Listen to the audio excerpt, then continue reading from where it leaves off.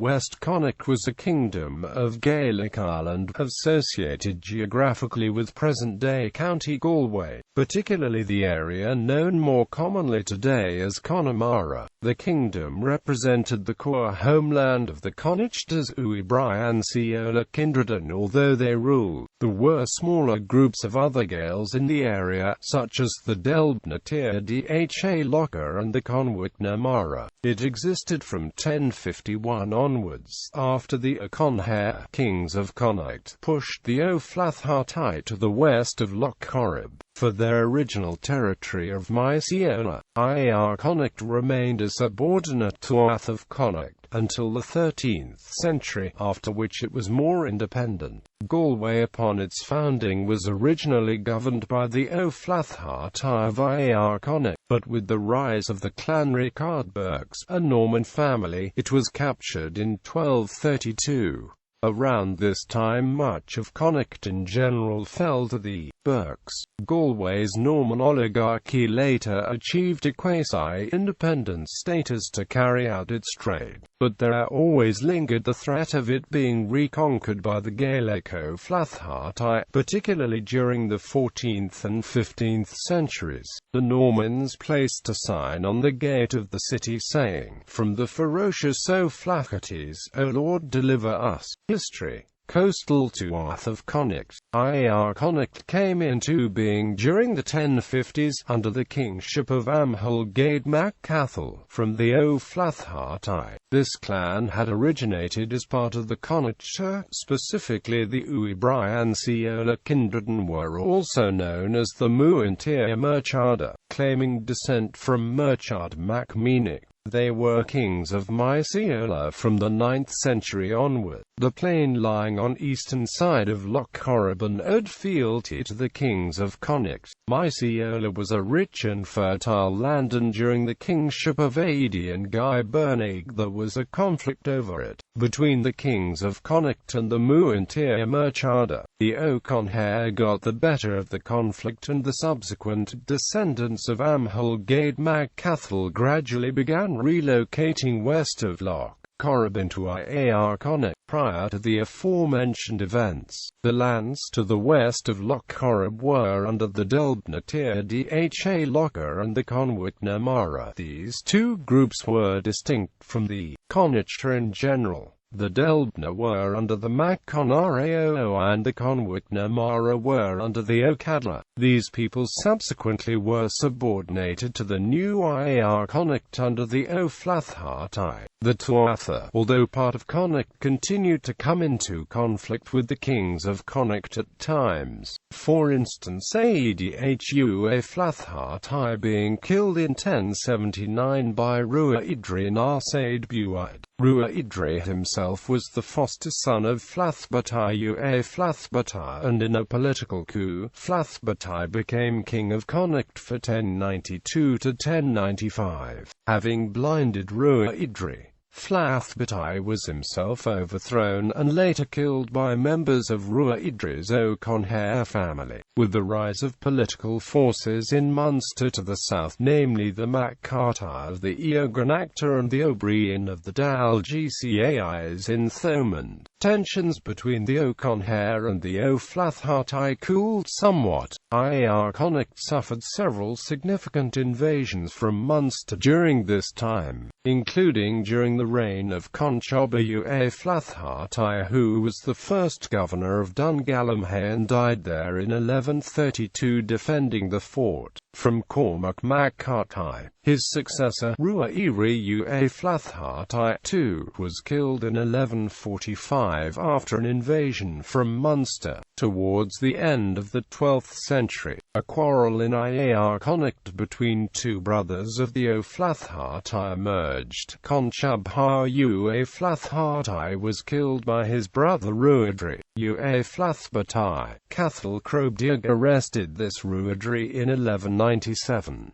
Ó Flaithbheartaigh and the Normans. The aftermath of the above-mentioned brotherly dispute would have unforeseen consequences for the Gaels of Connacht. The Normans up until this point did not have much success in Connacht, but in his dispute with his brother Ó Conchobhair, the king of Connacht, Ó Conchobhair sought the assistance of Mac Seóla from Desmond and also William de Burgh, a Norman in Ireland originally from Borough Castle, Norfolk. This was initially a success as Ó Conchobhair was killed on the Cullew Mountains in battle during 1202. However, while staying at Cong, the ambitious Norman wanted a heavy payment for his services and frustrated, entered into a pact of conspiracy with the sons of Ruadhrí Ó Flaithbheartaigh to kill Connemara.The. This plot was thwarted however, but it marked the origins of the Burke vs. Connacht conflict in the coming years.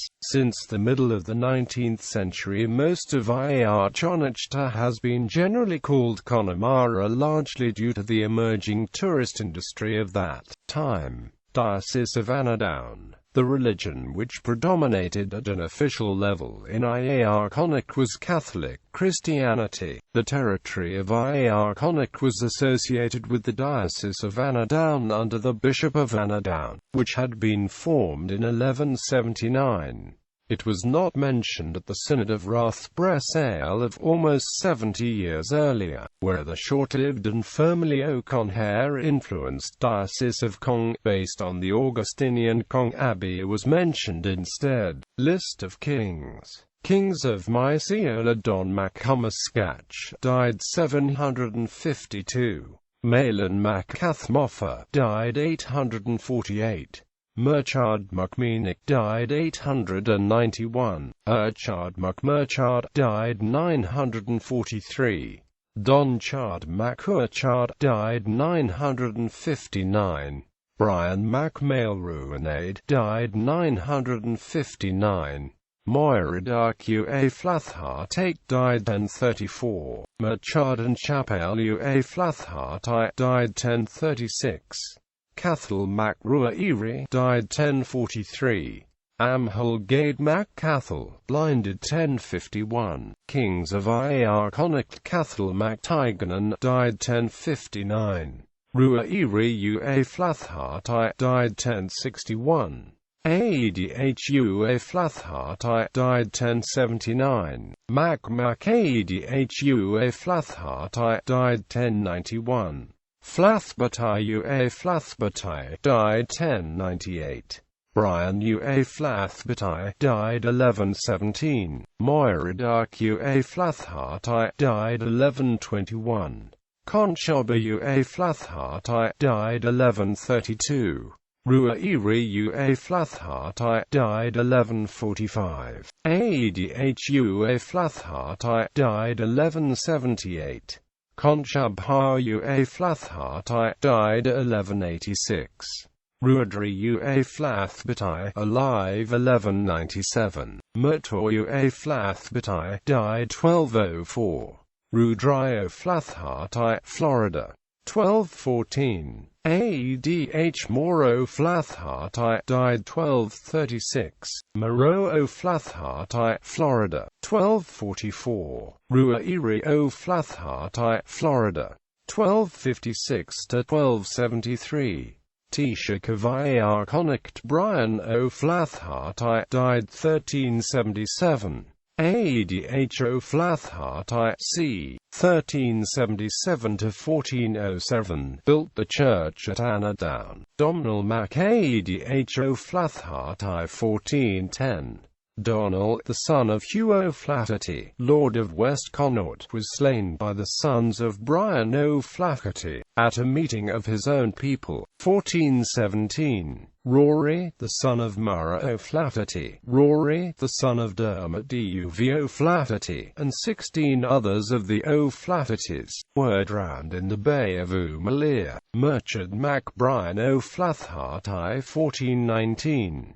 Murchad, son of Briúin Ó Flaithbheartaigh, king of West Connacht, died this year. 1422. Donald Finn O'Flaherty was slain by the sons of Donald O'Flaherty. 1439. Owen O'Flaherty was treacherously slain in his own bed at night by a farmer of his own people, Giladov O'Flaithbheartaigh. 1442. O'Flaherty, i.e., Giladov, the son of Briúin, Lord of West Connacht, died. 1503. Delbhna Tir Mara and Man, two sons of Man O'Brien, Connacht, the son of Briúin, son of Murtor, son of Brian Ro, the son of O'Loughlin, i.e., Connacht, the son of Rory, son of Anna, and Murtor, the son of Turlo, son of Mara, son of Tage, went with Owen, the son of O'Flaherty, into West Connacht, with numerous forces, the same Owen having drawn them thither against his kinsmen, who were encamped at Cael